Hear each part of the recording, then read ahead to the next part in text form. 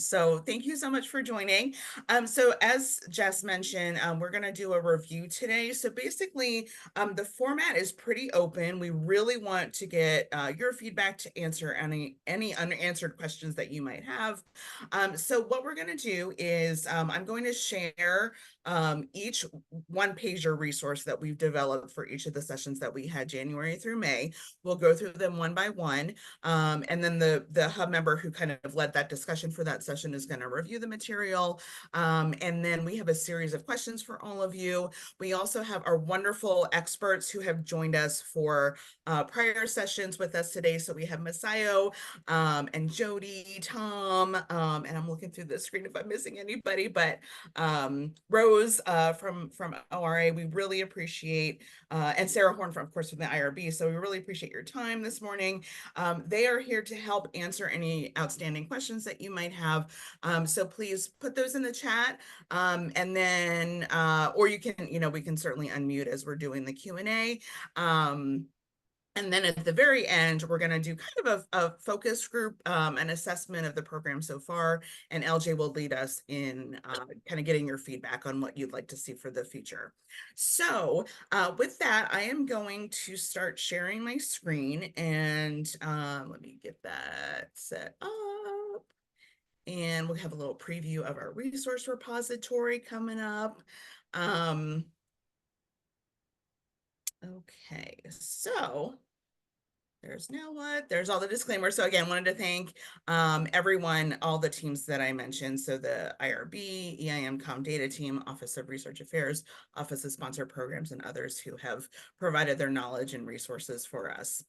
So as I mentioned, just to give a quick overview, so in January, we started talking about with the IRBs. So we started talking about human subjects research, what is and is not human subjects research, as well as the ever popular topic of exempt versus expedited. So what qualifies as exempt versus expedited protocols and how that review process takes place.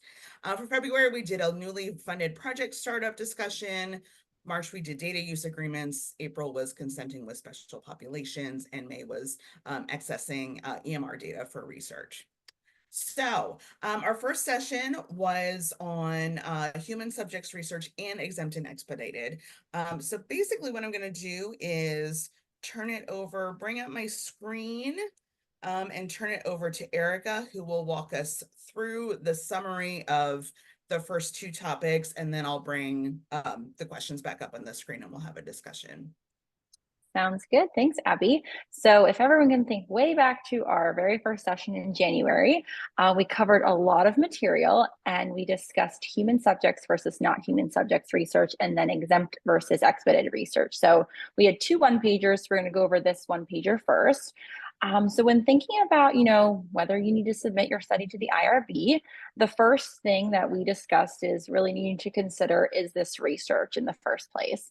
And so we had a great discussion with Jody about the definition of research being a systematic investigation that's designed to contribute to generalizable knowledge, and how there's really a lot of gray area in these definitions. But on our one pager, we have the resource that's provided by the IRB that can kind of walk you through that checklist to help you determine, is this research? And so once you've decided, yes, this is research, the next step is to think, is it human subjects research? And if you determine that your study is not human subjects research, we recommend submitting a not human subjects determination. And that's just to help to satisfy maybe some journal requirements if you do intend to publish, or just to have that documentation on hand. And one thing we just like to emphasize is that not human subjects determination cannot be provided retroactively. So we recommend getting that, if you determine that your research is not human subjects. And so we also have the checklist there that can help you determine whether your subject is human subjects or not. And so, Abby, I think we can move to the next one pager. And this was our exempt versus expedited research. So once you've determined you have human subjects research, your protocol is going to be written and submitted to the IRB, and you'll be classified as exempt, expedited, or full board review. And so in our session, we just covered exempt versus expedited. And so both of these studies, exempt exempt and expedited require or involve no more than minimal risk. If your study is more than minimal risk, it will automatically go to full board. And so this one pager I think is great. We have really good breakdowns between the two. Exempt, big thing to stress with this is exempt does not mean that you do not need to submit a protocol to the IRB. You still do need to submit in order to get that determination. And there are some advantages, obviously, to having an exempt protocol, which we include on here as well. Expedited studies, the only difference between those and exempt is that there are slightly more involved, but those still involve no more than minimal risk. So things like blood draws in your study under a certain amount can move you from exempt to expedited, and we have some of that broken down on the one pager for you. And typically studies that collect PHI are expedited, but in some cases they can be exempt. The big takeaway, I think, for both of these one pagers is that we, ask that you always reach out to your IRB analyst to help answer any questions that you may have. These are really just intended to kind of help point you in the right direction, but the IRB is always going to be, that source of information to go to for your study, because all studies are so different. And just a big thank you to Jody for helping put these two one-pagers together. We couldn't have done this without you. Great. Thank you so much, Erica. So we have a series of questions, as I mentioned earlier, for each of our topics. So, and forgive my little news box that popped up there. I'll try to keep that off the screen, but we obviously we had two one-pagers for this session. So just have a series of questions for everyone. Have you used the one-pagers and any of the other resources that we provided for this session? Did you refer back to any of the presentation itself? What has your experience been like, and what worked and what didn't work for you? Is there anything that's missing? Any unresolved questions that you have about the information? And what other information would be helpful? So those are some pretty broad questions. We're going to open it up for a few minutes for any questions or discussion. And if someone could watch the chat, that would be great. It's a little tricky on my screen. Yep, I can help watch. Wonderful. So you're welcome to type in the chat. You're welcome to unmute. This is a completely open discussion. And as I mentioned, we do have Jody and Sarah from the IRB who can help us with this discussion.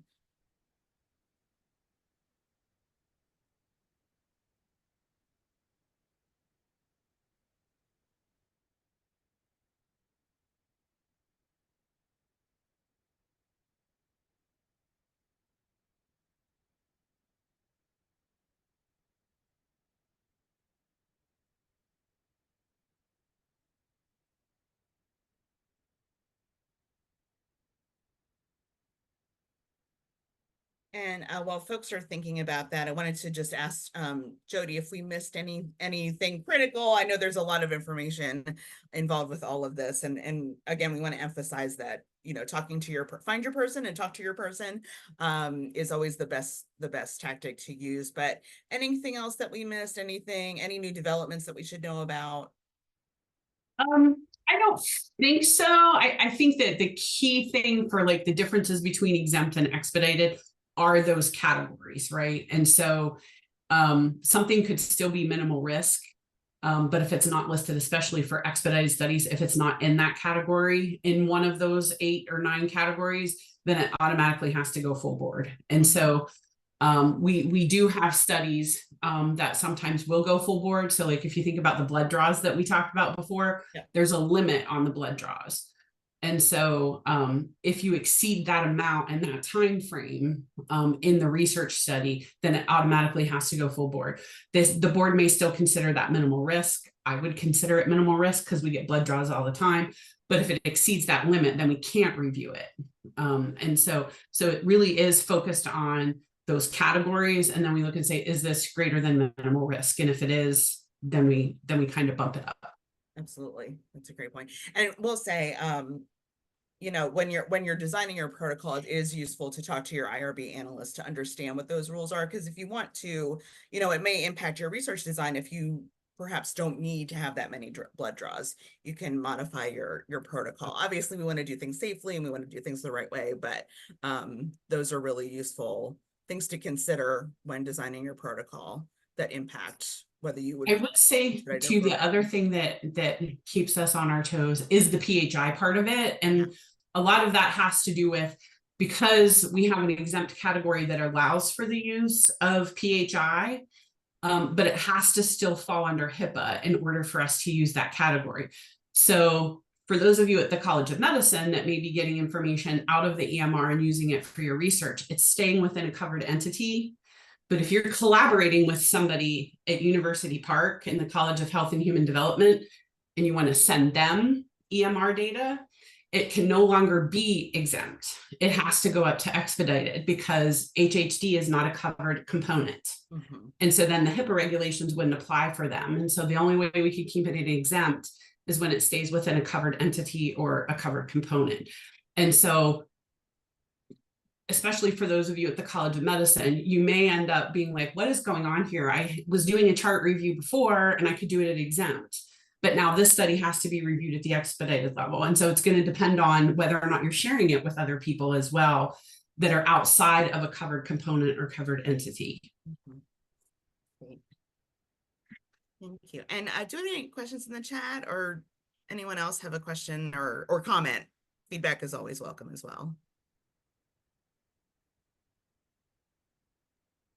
I think, after that session that we did, I think I had a mentee who, I can't remember the details now, but I know that she had come in and we had requested, it was sort of like a pre-study for a non-human subjects, because it was like not generalized. We answered no to all the questions, but it didn't go through that way. And so it was a little bit counter to what we had sort of said in the session. So I was wondering if there have been any other tricky sort of situations about whether or not it's research or not research based on that universal generalizable question in the one pager.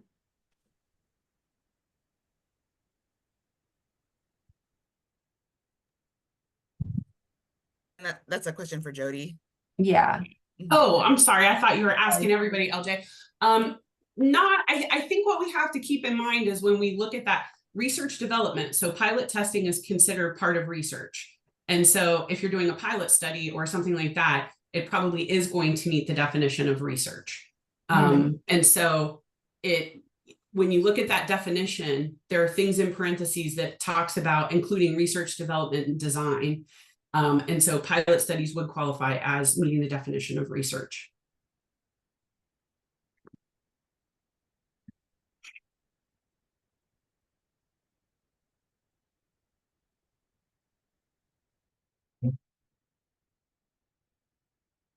Abby, you're muted if you're talking.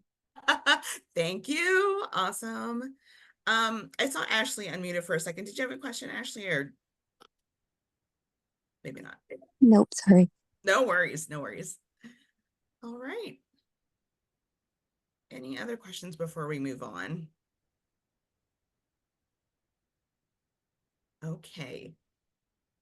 This is going to go a little fast, so hopefully not too confusing or not throwing too much information at you. So session 2, that was our February session. So I just got funding. Now what do I do? So I am going to turn things over to, let me pull up the one pager and turn things over to LJ.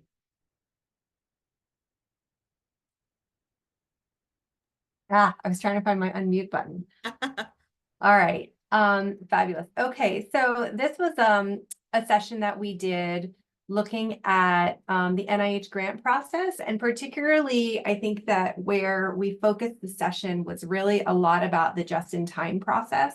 Because I know as a researcher, as a PI, I get really freaked out when I see that I need, the just-in-time comes through and they say in order to get your funding or your notice of award, you need to have your IRB approved. And I know the staff gets really freaked out because it's like, well, wait a minute, like it could take me 6 months to get the IRB through and approved. So I think that's one of the biggest pain points about just-in-time process and waiting for grants, because you haven't been told that you're funded yet officially, but they want your IRB. So it sort of is a tricky place to be. So this one pager essentially is meant for that situation where you can kind of go through the checklist to see where you are in your steps. And one of the, I think, important things that was a takeaway from this session was the what was it called? LDP, lacking definitive plans assessment. So here, you get your score. You sort of have to wait to talk to your program officer until you get your summary statements. Then they'll usually, if you have a good enough score, they'll auto send you your first just in time, and you can see all the things that you're supposed to sort of get in place there. Start looking at city, start thinking about your IRB, what kind of forms you would fill out, all of that good stuff. But it's really on the second just in time where you need to determine whether you're going to apply for your IRB right now and go versus what's called an LDP, or the lacking definitive plans document. And so the lacking definitive plans document, I think, is a really useful tool. Thank you, Abby, for scrolling down. So what you can do there is, I think the big thing in this session that we learned is like call your IRB, make your rep, make a link through bookings to find out what type of IRB you would need, and how long they think it would take. If it's something that would be really quick to get through, if it's like an AIM-1 qualitative focus group kind of study, you might be able to just bang that out. Versus if you need to have an LDP document, I might hand it back over to Jody to talk a little bit about that. And so where the LDP comes in is they can basically say, we're collaborating with you. We intend, we've reviewed your study and sort of are working on the process of IRB, and you can submit that to the NIH so that the NIH can continue processing your award letter. And what they usually will do is they'll put restrictions on your NOAA. So they will say, we're going to give you the award. We're going to give you the notice of award. We're going to check the box that yes, your grant is funded. However, you can't start your project until you have your IRB approved, or other restrictions that may come on the notice of award. And this is really helpful because sometimes it's hard, you can't hire somebody until you have the funding or you have the notification of award, but you can't write your IRB if you haven't hired anybody. So that's sort of the like circular problem that a lot of us find ourselves in. Jody, do you want to talk a little bit about the process of the LDP, just to remind everybody? Sure. So the key thing with the lacking definite plans is that there has to be a justification to the IRB as to why a full protocol can't be submitted. And so it could be that, hey, we're not doing human subjects until year 3. And so years 1 and 2 are bench work, animal work, development of human subject studies. And so keeping in mind, like all of the things that get submitted to the IRB, like your protocol, your consent forms, recruitment materials, data collection instruments. Maybe you haven't developed your data collection instruments yet. And so you need to do, like an interview with a group to develop a new survey or something. You could potentially submit that interview and get an exemption determination on that and move it along. But again, it kind of depends on where that is in the timeline. What you don't want to do is submit for lacking definite plans and say, I just need an IRB number for my funding source, because that isn't acceptable. And so there really has to be a reason why the lacking definite plans is needed. And then kind of what happens is when that funding comes in through SIMS, is that when the IAF comes through, you have to answer yes to that human subject question on there that says, yes, I'm doing human subject on this grant. You can put in that study number, and then we can approve it saying, hey, they have a lacking definite plans. And so they've agreed that they're not doing human subject research, but here's the study number that goes with it. So that then when you're ready to submit, you have a study number, you just come in and upload the documents that you need. And so the lacking definite plans doesn't require you to fill out an IRB protocol, because we don't want you wasting your time if half of the answers to the protocol are going to be, I don't know yet. And so we get a copy of the grant proposal. And so it is something that you can talk to your IRB analyst about, but they'll ask you, like, my question on these big grants has always been like, when's the first time you're going to involve human subjects? And so, because you might be involving them at multiple times. And so we look at when's the first time. That's what we want to get covered. If that's still in development, we can do the lacking definite plans. Any questions about that? And there are, sorry, LJ, there are instructions on our website. And I think I can get that right now and put it in the chat on how, step-by-step instructions on how to request a lacking definite plans, if you would need one. I think it's at the bottom of the one pager. Okay. I think. Oh, maybe not. Maybe it's on the back, but this is the back. Yeah, that would be great, Jody. We can maybe add that even to the one pager if we don't have that link on there already. Absolutely. The other thing that we talked about in this session was how do you get help for these IRBs, especially if you don't already have an existing team, and if you as the PI, you know, are, you know, in clinic or have other responsibilities where, you know, you're really trying to balance, you know, getting all of this done and just need someone to help sort of get you launched. And so the ASAP program, which stands for Accelerated Staff Assist Program, is available. Stephen, who I believe is on the call, our wonderful project manager, is available to assist with some of these startups. So that program, and there's, if you scroll down, Abby, there's a link to the request form for the ASAP program. If you are needing help or expertise on getting this done for an NIH funded study, or any really externally funded study, the ASAP program can really help you there. So that's a resource that you guys can take a look at. The other important thing to get started right away is your DUAs. And so on the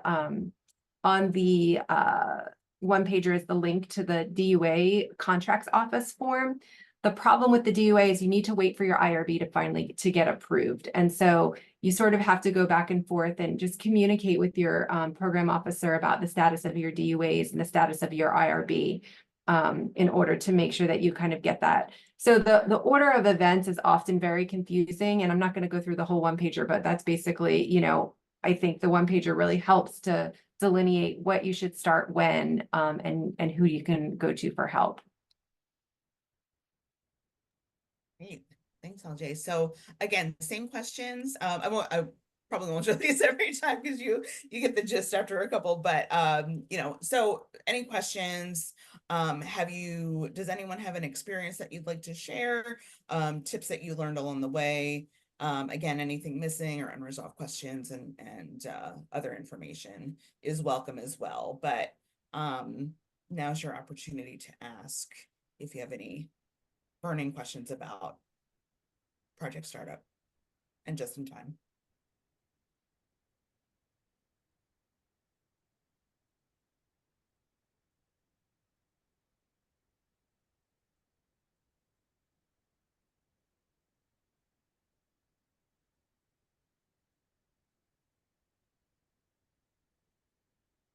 Not very chatty today.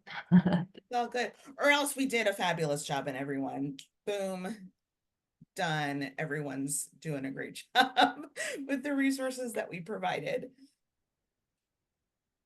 Okay. If not, that's okay. We did want to make sure that we have enough time for all the sessions as well as a little, you know, focus group activity towards the end. So I'll move into the data use agreement, which LG just alluded to. That was our March session, if you recall. So let me pull up that one. All right, data use agreement. So this, I went a little nuts with the color coding here, but we kind of approach this kind of two different ways because there are basically different methods, of course, depending on which campus you're at. So obviously, if you work at University Park, and I think most of the Commonwealth campuses, you would work with the Office of Sponsored Programs and the Office of Technology Management. This is also an alphabet soup kind of a session. So OSP and OTM. And if you're at the College of Medicine, you would work with the Office of Research Affairs. And we have Tom and Rose. Rose was our primary expert here. And I don't know if Chris McNitt from OSP was able to join us today, but they were really the resources that we had for this particular session. So we wanted to make sure, you know, when putting together the one pager that it was as logical as possible. And so on the left, there are some decision trees and really some kind of like a graphical breakdown to help you decide, one, whether you need a DUA. And then if you do, on the right side, we focused on how to actually get one, again, depending on where your campus, which campus you're on. So obviously, if there's any PHI or PII involved, you need a DUA. And I should mention that data use agreements are really meant to protect our Penn State University and our entities and the other entity with which you are sharing data, or entities with which you're sharing data, protecting you from improper usage and liability in case of something goes wrong with your data and there's a breach or something like that. So it's really not meant to be a punishment. It's really meant to protect you as the researcher and the institutions themselves. So and then again, I won't go through every single part of this, but also depends on, if we look at that second graphic, whether if you're receiving data, so that's incoming data. If you're sending data out, that's outgoing data. And then there's a graphic at the bottom, depending on those scenarios, again, kind of a decision chart. So if you're at the Com or Penn State Health versus the university, and whether the data is incoming or outgoing. And these are your folks who you want to get in touch with. So again, depending on the campus and the need, ORA or OSP, and Office of Technology Management, and sometimes the Office of General Counsel, depending on the legal implications of the data that you're sharing. So again, over on the right side, we have the step-by-step, and we link the forms there as well, that you need. So the data acquisition request, or the data use agreement request. Again, we encourage everyone to, if you think early and often communication is always critical, even if you're not sure, find your person and just reach out and ask. We know that, DUAs can be, they do often take some time because they're an agreement between two institutions, and that can, there's some bureaucracy and red tape there, but the earlier that you can get started, the earlier the situation could come to a resolution and you can move forward. So we don't want folks just to, some of the lessons learned that we shared at that session were, don't just enter into agreement by yourself. That is not a best practice and strongly discouraged. And even situations where you think, oh, I'm just going to pull some, free, air quotes, free data, publicly available data off of a website, especially social media and other platforms that are widely available, that publicly available data is rare, and that's often in a government website, such as a CDC website or other websites. So most times, data that's available through social media or other platforms isn't truly publicly available. So when in doubt, if you're trying to access data and you're ever asked to agree to terms and conditions or sign some kind of agreement before proceeding, the best policy is to stop, find your person, and ask your person how to proceed, and they can give you guidance.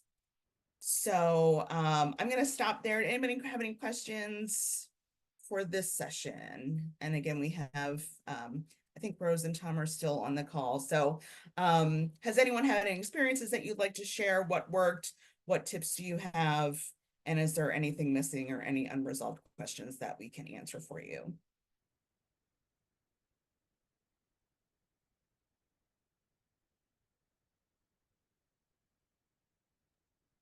Abby, I'm going to say, like, if this is initial data collection where you're actually collecting data from subjects and then want to share it with somebody, I would make sure, especially in your consent form, that what we're telling people is accurate, especially if it's data for future research that you want to keep. Thank you. Yes. And so we have different template statements available. But if you collect data from a subject and your consent form tells them, hey, we're never going to use your data again, even if we do remove all your identifiers, then you can't use it again. And so we don't review the DUAs. The IRB does not get copies of them. And so it's up to the research team to make sure that what's in the IRB matches what's in the contract or in the agreement. And so because we do get questions from the DUA teams about like whether or not this is okay. And we always kind of go back to what were subjects told in the consent form, and what did the protocol say. And so I would be mindful of that. We highly encourage everybody to never say you'll never use the data again. Just say, we may remove your identifiers or do this or put it in a database, but we still have to have that option for people to say that they'll never use the data again, that it's a one and done kind of thing. But we highly encourage people to never use that statement. Thank you so much. I am remembering that we talked about that in the session itself and didn't, I think we should include, maybe we can modify the one pager a little bit just to emphasize that as well. So making sure that that your plans match your consent, because it's a lot more difficult to go back and try to reconsent all your people, all your participants to use their data again for future reference. That's a really important point. And that goes for, you know, biorepositories, all kinds of data sample collection, anything you're getting from a participant. So thank you so much. Any other questions?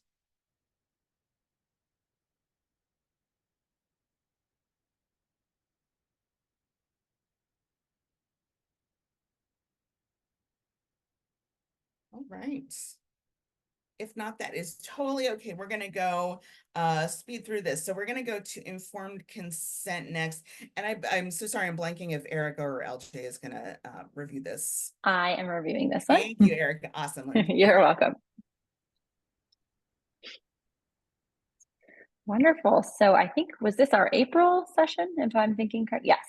And so this was a great session facilitated by Abby, and we had guest speakers, Sarah Horn from the IRB, as well as Hillary Lum from the University of Colorado, to discuss consenting options for human subjects research. And Kylie Kimball, who I think is on this call, was our key presenter for that session as well.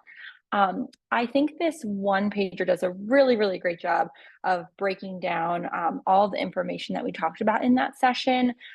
When we are writing our IRB protocols and trying to determine, you know, which consenting option is best for our study, it can be really confusing. There's lots of different forms, there's lots of different kinds of consenting options. And so I think this is a great resource when looking at you know, determining which is best for your study. And so the way this form breaks down is we have first kind of the written consent options or signed documentation of consent. And those options are listed with hyperlinks that will take you, and they go to the IRB, Abby, the links. Oh, perfect. Wonderful. Awesome. Yeah, that it'll take you to the CATS repository. CATS IRB. Yes, I was blanking on, on our IRB. Yes, the CATS IRB. And I won't go through all of those written consent options for you, but most often those are going to be for our full board and our exempt studies. And there's options there if we have language, different languages we're using, availability for e-consent, and remote consenting options as well. The second kind of type of consent form, I would say, or the bucket we have, is our verbal or implied consent, or the waiver of written documentation of consent. And so these are what we see most often in our exempt protocols, verbal consent being typically done with interviews, and implied consent when we're taking an online survey. And the third kind of bucket that we have listed there is the waiver or alteration of consent. Typically, we might see this in the use of like a retrospective chart review. And if you're having a study that's using PHI, you'll need to have a HIPAA authorization waiver as well. So sometimes in a study, you might have a signed consent form, but you also will have a HIPAA authorization form if your study is going to be collecting PHI as well. And we ended that session with a really great discussion about considerations for consenting vulnerable populations, such as children and those with cognitive impairment. So just some things to think about and consider when consenting children under the age of 18. Parents are going to be the ones who are going to need to provide consent for the child, and then the child will provide assent to the study. There may be some additional circumstances, such as whether children are guardians of the state, etc. And we have those references listed for you there as well. And lastly, Hillary took us through some considerations to think about when consenting cognitively impaired adults, such as using teach-back methods, and other resources that as well. So that's pretty much a summary of that session. Yeah, thanks, Erica. All right, I'll bring up our questions. Any questions?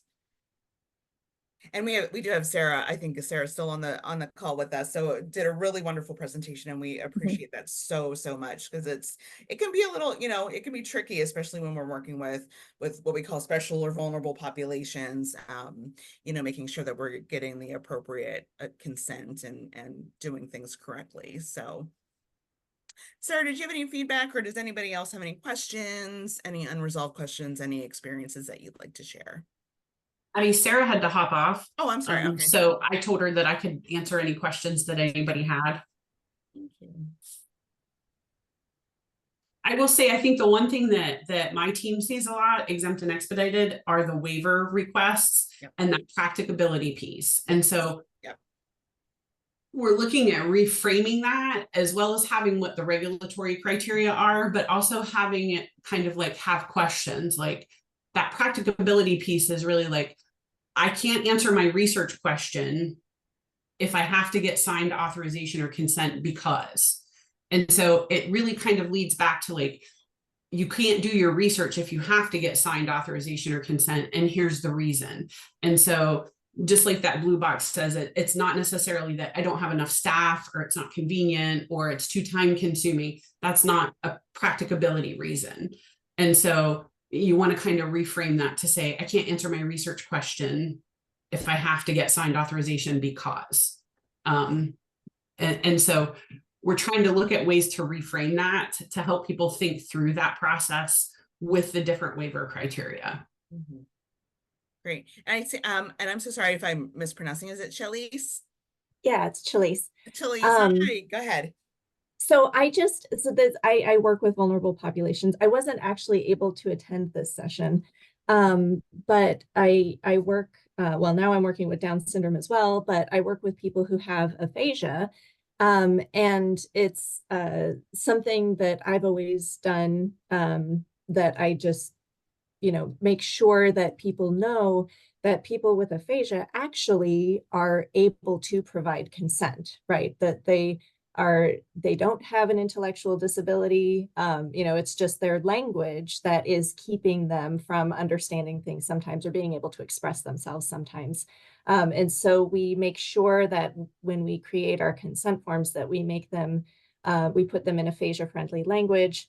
It would be nice if there were kind of like legalese type paragraphs that like have to be in there that we could change, but I know that the wording has to stay the same on some things, which is, it's a little frustrating, but I get it. We just do our best to try and explain those paragraphs, using pictures and things like that.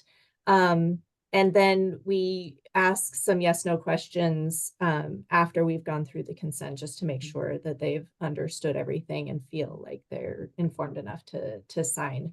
And then I also just ran into some adults with Down syndrome who are their own legally authorized representatives. And so just a couple of populations that people might not be thinking of that might be good to be aware of, that they are actually able to consent on their own behalf. Because I have had problems in the past with, kind of that tricky situation of, well, if they have aphasia, can they actually consent for themselves? But yeah, I guess it was more of a comment than a question. No, but that's great.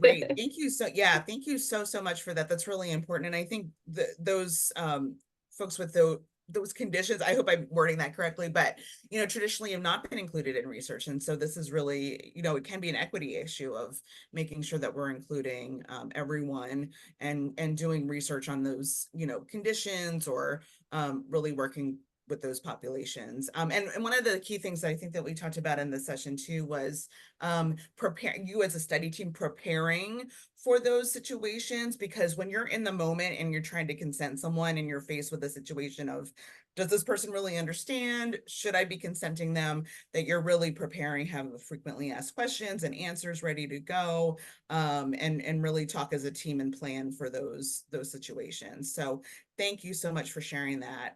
Does anybody else have any questions or comments?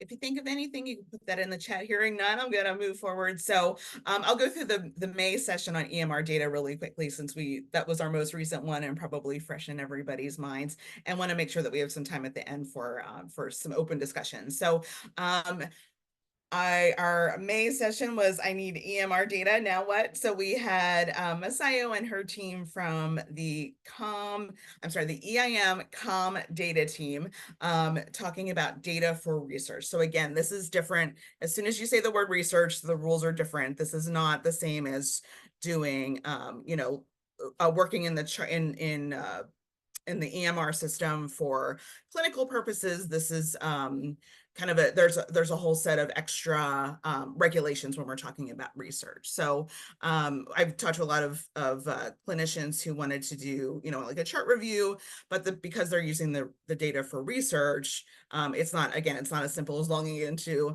Cerner and then looking up your patients and collecting some information from them. There's a set of rules. So we started with some common terminology just to make sure, again, this is another alphabet soup. So making sure that folks know what the terminology is. So we talked about the EMR, the IM, which is the Enterprise Information Management System, which is our EMR system. RITM is a requested item. Design spec is the document that will outline the data query request that you're getting from the EMR and what the ICD codes are.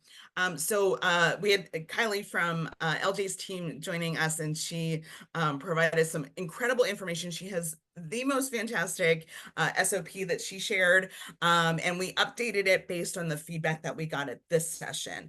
So I'm going to do a quick outline and then update on the marketing services that we talked about in this session. So basically, you want to prepare as much as possible. Consider your search criteria, consider your inclusion and exclusion criteria, your demographics.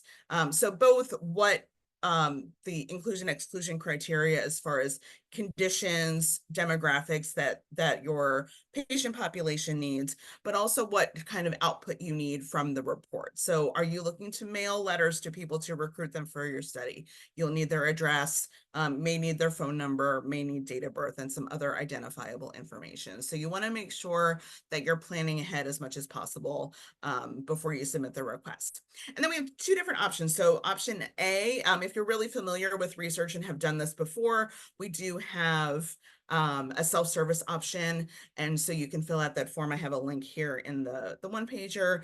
And then for more complex requests, or if you've never done this before and you want just some additional help, of course the EIM team is available to support you, and the request form in the ServiceNow platform is available there. And then when you submit the request, you'll meet with your EIM analyst. So basically, from 3 down is pretty much what will happen if you have a more complex request or you submit the ServiceNow request for the EIM analyst. So you'll meet with them.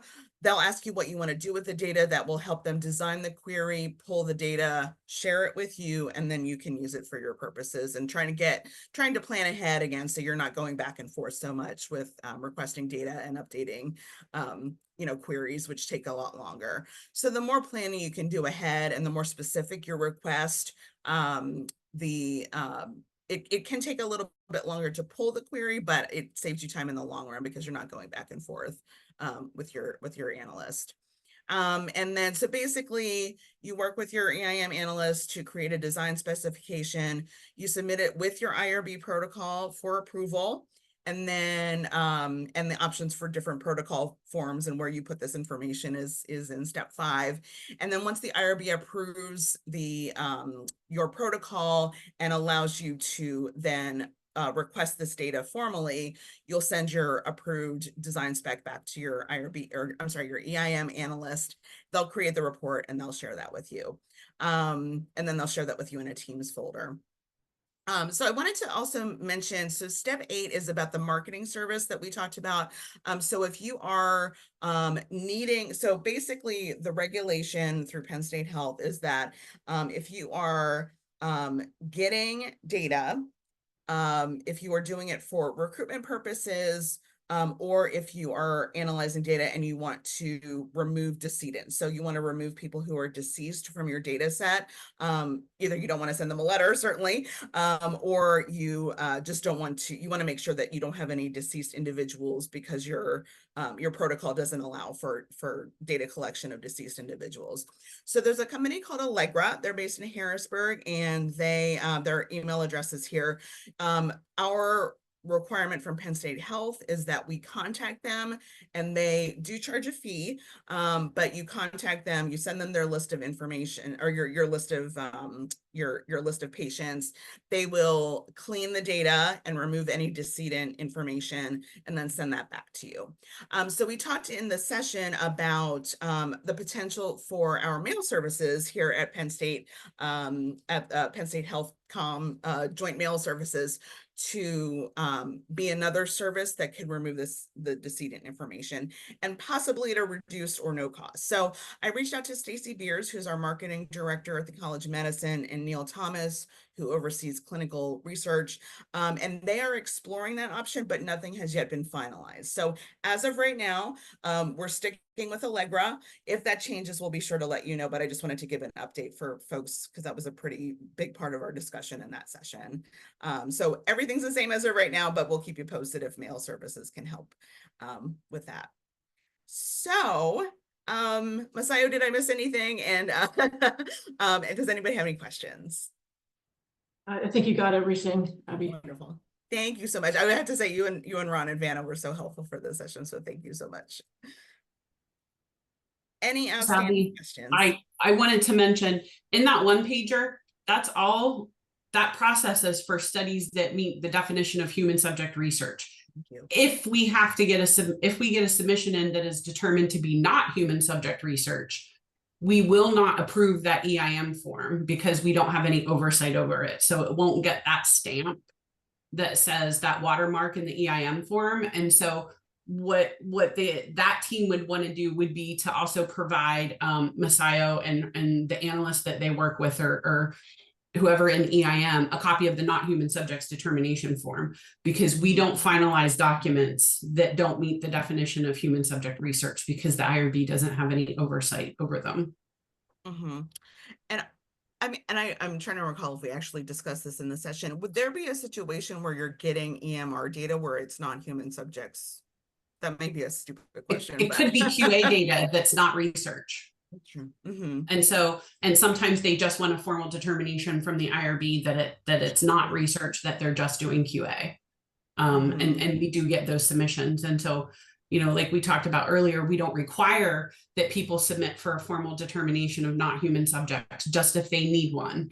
And so there are times that we have like departments or, you know, individuals that say, I'm doing QA, and I'm getting this data out to kind of do this stuff for a QA process for our department, but they want that formal determination from the IRB, so they submit.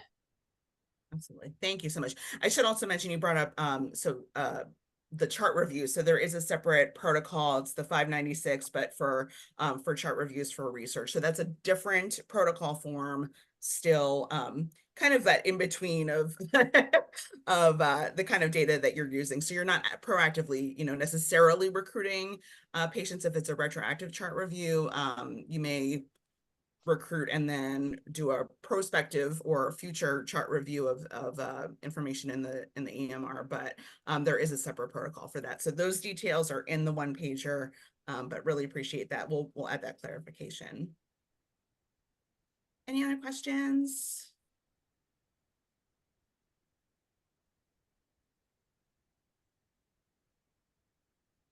Okay. So we have about 7 minutes. Really quickly, I just wanted to share, we have the resource repository. I won't go into that, but we have the link in the notes. So anybody should be able to access the repository, use this link. If you have an issue, you can email me. But we have put our one-pagers there. We'll be sharing a lot more about the resource repository in the future. And please stay in touch with us. And you can sign up for, you can email us, sign up for the CTSI newsletter to hear more about iSmart and request research support services. But now I'm going to turn things over to LJ. So we have a bit of a focus group time. So what now for now what? Yeah, so we have only a few minutes. So please, everyone, put your ideas in the chat. So, we finished 6 sessions, and we're really grateful to our Echo team, Jess Byler, and our hub members, Steve Hicks, Erica Van Dyke, Abby, of course, and everyone from the centralized offices who helped us. And now we really need help from you guys to sort of figure out future direction. So we're going to be taking a break for the summer to sort of look at our data from this pilot, look back at our session, see what worked well, what didn't work well, and would love for you guys to give us some ideas on topics of future one-pagers. We think that what we're going to be doing moving forward is creating the one-pagers and then creating the sessions around the one-pagers versus what we did this time, which was creating the sessions and then creating the one-pager out of the session. And so in order to make sure that we pick topics that are relevant to everybody, do you have thoughts, suggestions? Are there more topics that you want to see, less IRB, more IRB? Did you like the structure that we have? Now is really your chance to provide us some feedback to shape the future of Now What.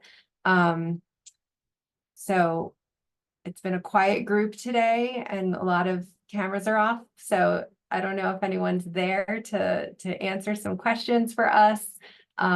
Please pop some topics in the chat. That would be helpful. Do you like that this is a faculty versus a staff? It's really meant to be for both. So Kelsey says best practices for interacting with study participants, surveys, focus groups. That's a good one.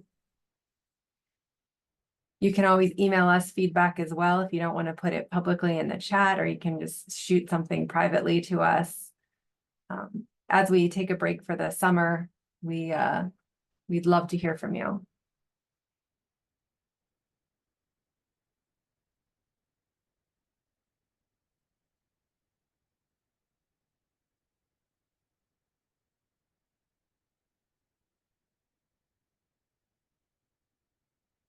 Compensation. Amen, Kelsey. And Kelsey, do you mean gift cards, what you can and can't compensate for and how much and how to do it, Clin cards, or all of the above? All of the above. Clin cards is a good one. We'll definitely do Clin cards. Let's add that to the list. Yeah.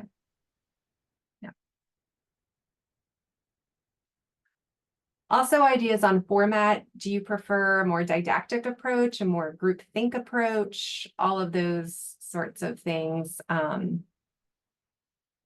You have any comments?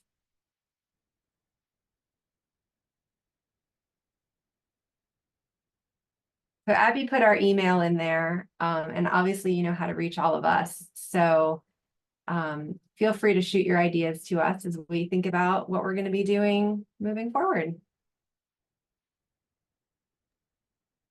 Thank you so much, LJ. And we're working on the mechanics of it, but assuming that we have the similar format, whether you, like if you've already registered, you may just be continuing. We'll just add you to the invitation, but tell your friends, tell your colleagues. Hopefully this was useful. And Cynthia, yeah, that's a great point, Greenfire versus Amazon. And I think most of the folks here are from the College of Medicine. I learned about a year ago that other campuses don't use the ClinCard Greenfire system. So when you can use either one, for what kinds of patients, and asking for an exception. We'll talk about all that. All right. Anything else for today? Oh, translation. Thank you, Stephen, so much.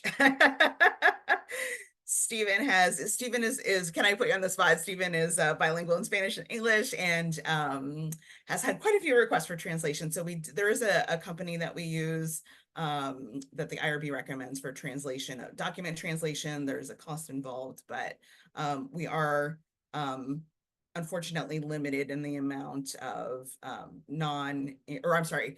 Spanish and other languages. When we have non-English speaking populations that we're working with, the translation services are a bit limited. So we can go through what is existing and perhaps brainstorm ways to improve that.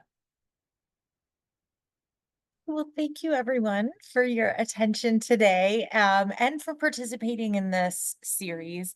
Again, as Abby mentioned, we will be sending out some information about our phase 2. So look for that and the mechanics of that and dates, etc. I will send out a follow-up email for today's session. It'll have the links to watch any of the recordings. It'll also have the links for all of the session materials that we've had so far, including those one-pagers. Please look for today's session evaluation. I know we covered a lot, but it was review. And then also our final evaluation for the survey. Those are also 2 places that you can put your comments for future sessions, or feel free to email me back after I send that follow-up next week. And we really look forward to seeing you again. And thank you all. Enjoy the rest of your summer and take care. Bye, everyone. Thank you.